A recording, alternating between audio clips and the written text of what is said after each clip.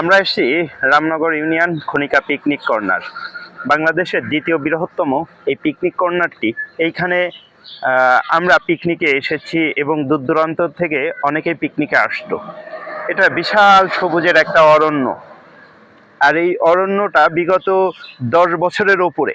আজকের এইখানে লেখা আছে সংরক্ষণীয় এলাকা, প্রবেশ নিষিদ্ধ। এই পার্কটি আজকের যশোর সহ আশেপাশে জেলার মানুষগুলো, থানার মানুষগুলা এই পার্কটি থেকে বঞ্চিত হচ্ছে। তো আজকের এই যে আমি একটা লেখা নিয়েছি, আমার দাবি যশোর জেলা প্রশাসকের কাছে খনিকা পিকনিক কর্নারের দাবি। আপনারা দেখতে পাচ্ছেন আমি দীর্ঘদিন এই বিষয়টা নিয়ে কথা বলছি। আর যশোর জেলার মানুষ, আপনার এই বিনোদন প্রিয় মানুষ, আজকের শহরের একটা বিনোদন, একটা সবুজ অরণ্য না থাকার কারণে দূর দূরান্ত আজকের ছুটে চলেছে।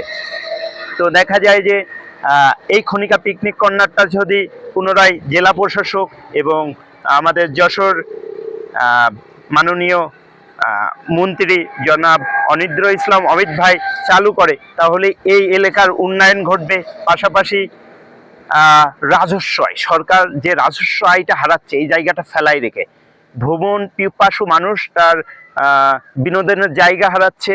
এই আশেপাশে প্রতিবেশী এই শহর রাজস্ব হারাচ্ছে, সরকার তার রাজস্ব হারাচ্ছে। তো আমি খনিকা পিকনিক কর্নারের পুনরায় সর্বসাধারণের জন্য উন্মুক্ত করে দেওয়ার দাবি জানাই। যশোর জেলার সুশীল সমাজ যারা আছেন তাদের দৃষ্টি আকর্ষণ করছি, আপনারা এই পিকনিক কর্নারটি চালুর জন্য আপনারা যথাযথ কোনো পদক্ষেপ নিন।